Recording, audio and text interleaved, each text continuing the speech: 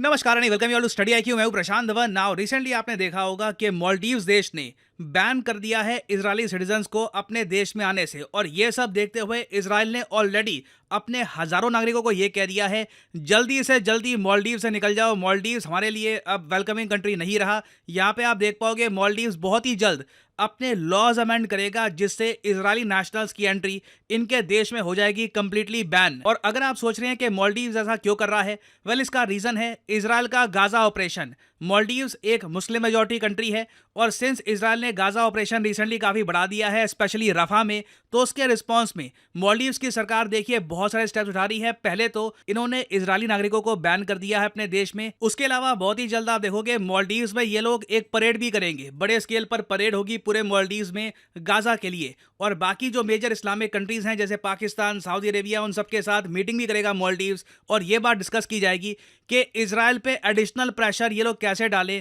ताकि गाजा पे जो भी आज के समय इजराइल कर रहा है ये ऑपरेशन रुक जाए। और यहाँ पे आप ऐसे क्वेश्चन पूछ सकते हैं कि इस सब का इंपैक्ट इंडिया पे क्या होगा। बहुत ही बड़ा इंपैक्ट होने वाला है, समझाता हूँ आपको। इंडिया के सामने एक अपॉर्चुनिटी है, बट क्वेश्चन यही है कि क्या हम इस अपॉर्चुनिटी को ग्रैब करने वाले कंट्री हैं या फिर हम बस इसको जाने देंगे। ऑलरेडी आपको पता होगा मालदीव्स इंडिया के जो खराब रिलेशंस हैं उनकी वजह से एक 42% ड्रॉप आया है इंडियन टूरिस्ट का इन मालदीव्स। हालांकि आप अगर देखो तो मालदीव्स और इंडिया के बीच में ऐसा नहीं है कि मिलिट्री कॉन्फ्लिक्ट हुई है कुछ या फिर कुछ और इशू हुआ है, मगर मालदीव्स जिस तरीके से बहुत ज़्यादा प्रो चाइना हो चुका है, इनके प्रेसिडेंट इंडिया के अगेंस्ट स्टेटमेंट्स दे रहे हैं, ये सब देख के इंडियंस ने खुद ही डिसाइड किया, आधे इंडियंस ने मैं कहूँगा खुद ही डिसाइड किया कि मालदीव्स हमको जाना ही नहीं है। अब यहाँ पे मुझे पता है आप में से कई लोगों के माइंड में एक सवाल आएगा, ओके तो अब इजरायलीज मालदीव्स नहीं जाएंगे ना, लक्षद्वीप में इनको इनवाइट करो। फनी बात यह है कि इजराइल के बहुत सारे जो ट्विटर हैंडल्स हैं ऑनलाइन, वो लोग ऑलरेडी इस बात पे ट्वीट कर रहे हैं। यहाँ पे आप देख पाओगे इजराइल वॉर रूम बहुत ही फेमस एक ट्विटर हैंडल है इजराइल का। ये लोग कह रहे हैं कि मैंने सुना है कि लक्षद्वीप वैसे भी बहुत ज़्यादा खूबसूरत है मालदीव से। और नीचे उन्होंने यहाँ पे एक आर्टिकल भी पोस्ट किया है जनवरी 2024 का कि amid India Maldives row Israel to start desalination programme in Lakshadweep today. इसके बारे में वैसे मैं आपको बता देता हूं कि इजराइल भी मालदीव्स का सब्स्टिट्यूट बनाने के लिए कि लक्षद्वीप इतना डेवलप हो जाए कि इंडियंस मालदीव्स की जगह लक्षद्वीप में जाएं, उसके लिए डीसैलिनेशन प्लांट जिससे आप समुद्र का जो खारा पानी है ये पीने लायक बना सकते हो। तो इजराइल के जो ट्विटर हैंडल्स हैं, जो इनके बहुत सारे गवर्नमेंट हैंडल्स हैं, वो लोग तो खुल के कह रहे हैं कि हम इंडिया ही जाएंगे। और इंडिया में ऐसा नहीं है कि लक्षद्वीप ही अकेली डेस्टिनेशन है। देखो वैसे मैं आपको बता दूं ऑलरेडी 70,000 के आसपास इजरायलीज हर साल भारत में आते हैं। मालदीव्स में जाते रहे करीब 15,000 के आसपास। 70,000 जो इजरायलीज जाते हैं ये ज़्यादातर हिमाचल प्रदेश, उत्तराखंड के आसपास जाते हैं। और लक्षद्वीप की अगर मैं बात करूँ ना, सुनने में काफ़ी अच्छा लगता है कि लक्षद्वीप जाएंगे सब लोग, बट लक्षद्वीप में इतनी कैपेसिटी है नहीं कि 30-40 हज़ार एक्स्ट्रा टूरिस्ट ये एब्जॉर्ब कर पाए। और इसलिए मैं देख रहा था इजराइल की जो एम्बेसी है इन इंडिया, ये लोग ना सिर्फ लक्षद्वीप, ये कह रहे हैं कि इंडिया में गोवा भी है, केरला भी है, अंडमान निकोबार आइलैंड्स हैं। ये सेम एक्सपीरियंस आपको देगा जो मालदीव्स देता है।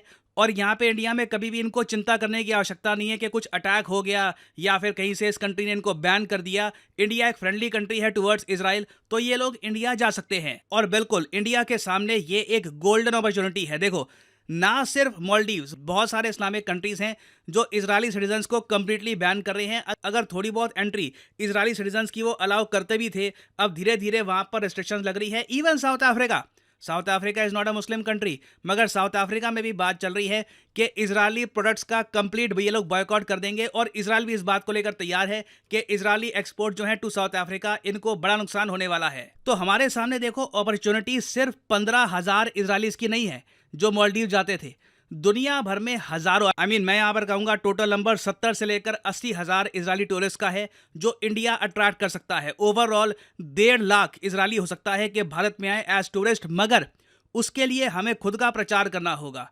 आप अच्छे हो ये काफ़ी नहीं है, दुनिया को पता भी लगना चाहिए कि आप अच्छे हैं। अब ये हम कैसे करेंगे? रिसेंटली हमने देखा कि जो बजट आया 2024 का, उसमें जो टूरिज्म मिनिस्ट्री है इन्होंने बस 3 करोड़, सिर्फ 3 करोड़ एलोकेट किए हैं इंडियाज ओवरसीज कैंपेन के लिए कि इंडिया को हम बाहर जो प्रमोट करते हैं इनक्रेडिबल इंडिया के अंडर, सिर्फ 3 करोड़। आप अगर इससे पहले देखोगे वैसे भी ना जितना पैसा हम बजट करते हैं, जो एक्चुअल स्पेंडिंग है उससे वैसे भी काफ़ी कम होती है। 2020 के आसपास हमने बजट में कहा था कि इनक्रेडिबल इंडिया के प्रमोशन के लिए 450 करोड़ रुपए खर्च करेंगे। खर्च किए कितने? 115 करोड़। सेम केस आपको बाकी साल में भी दिखेगा। पिछले साल तो एलोकेट किए थे 341 करोड़, खर्चे कितने? 16 करोड़ भी नहीं।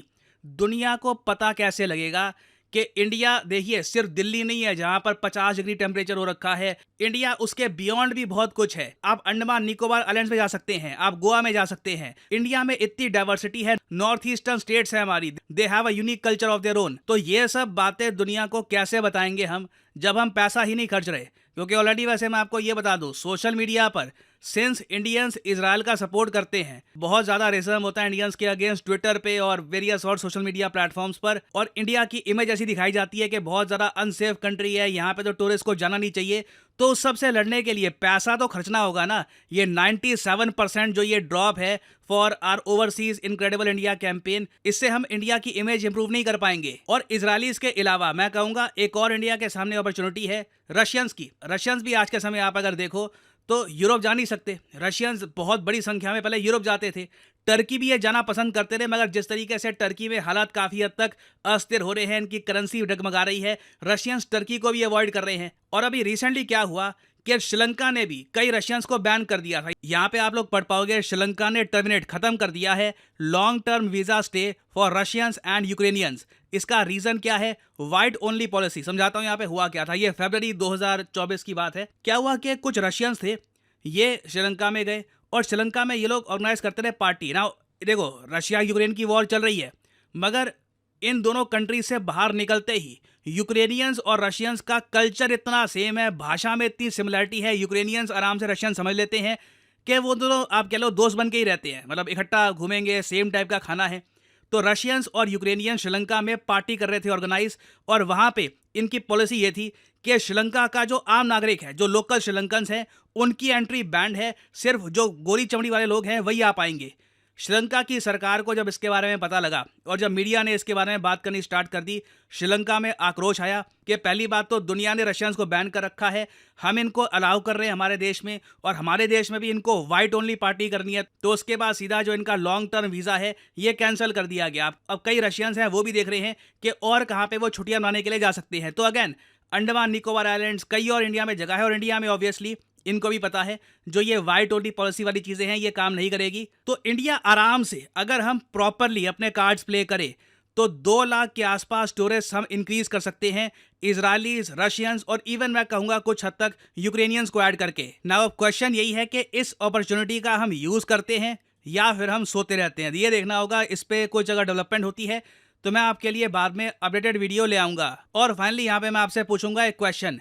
इंडिया ने रिसेंटली 90 टन ऑफ एपीआई होता है एक्टिव फार्मास्यूटिकल इंग्रेडिएंट, जिससे आप दवाइयाँ बनाते हैं, ये किस देश को भेजा है इमरजेंसी बेसिस पर, क्योंकि उस कंट्री में मेडिसिन की काफ़ी कमी हो गई थी। ये है यहाँ पे आपकी options, south Korea, Maldives, Mauritius या फिर क्यूबा। इस पर बहुत आर्टिकल पब्लिश हुए हैं। 90 ton of API aid sent by India, free में है ये बेचा नहीं है हमने इसको। कमेंट सेक्शन में करिए उत्तर। जो लोग सही आंसर देंगे उनकी कमेंट को मैं हार्ट दे दूंगा, ताकि बाकी लोग समझ पाएं कि सही उत्तर क्या है। और फाइनली आप लोगों के लिए एक इंपॉर्टेंट मैसेज, अगर आप यूपीएससी एग्जाम की तैयारी कर रहे हैं, आपके पास टाइम है, 1-2 साल का, आप कॉलेज स्टूडेंट हैं, आप रुक के आराम से प्रिपेयर करना चाहते हैं यूपीएससी एग्जाम के लिए, तो कमेंट सेक्शन में जाइए, यहाँ पे आपको मिलेगा ये लिंक, इस लिंक पर करिए क्लिक और यहाँ पे आपके सामने खुल जाएगा ये पेज। अगर आप मोबाइल फोन पे हैं तो आप स्टडी IQ की जो ऐप है ये भी कर सकते हैं डाउनलोड, और यहाँ पे आप परचेज कर पाएंगे स्टडी IQ के वेरियस कोर्सेज। स्टडी IQ के प्लेटफॉर्म में स्टॉक मार्केट से लेकर UPSC, SSC, UPSC optional various courses available हैं। स्टेट पीसीएस कोर्सेज भी अवेलेबल हैं, यहाँ पे आप देख पाएंगे। और जो हमारा फ्लैगशिप कोर्स है यूपीएससी P2I कोर्स, P2I इसलिए इसको कहा जाता है क्योंकि प्रीलिम्स से लेकर इंटरव्यू तक ये कोर्स आपकी हेल्प करेगा। इसे आप परचेज कर सकते हैं यहाँ पर कोड PD10 लगाकर। ना यहाँ पे आपको और भी बहुत सारे कोड्स दिख रहे होंगे, सिविल और वेरियस और कोड्स हैं ना। इन कोड्स को आप अगर यूज करते हैं तो आपको मैक्सिमम डिस्काउंट नहीं मिलेगा। अगर आप यूज करते हैं कोड PD10 तो आपको मिलेगा यहाँ पर maximum discount possible. So use the code PD10 and save money. By the way, इस कोर्स में आपको 30 महीने की वैलिडिटी मिलती है, तो मतलब के पर मंथ आप 1000 रुपए से भी कम पे कर रहे होंगे for your UPSC preparation. So use the code PD10 and save money. इसी नोट के साथ ये है वीडियो का अंत। Thank you for listening and as always may the gods watch over you.